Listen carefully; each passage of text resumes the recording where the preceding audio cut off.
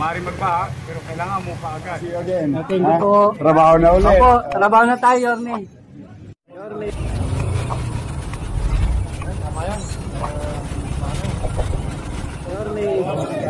Yorme.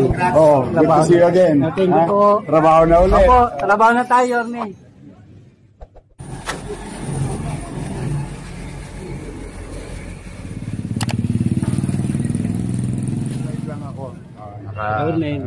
Good morning, pare. Richard. Oh.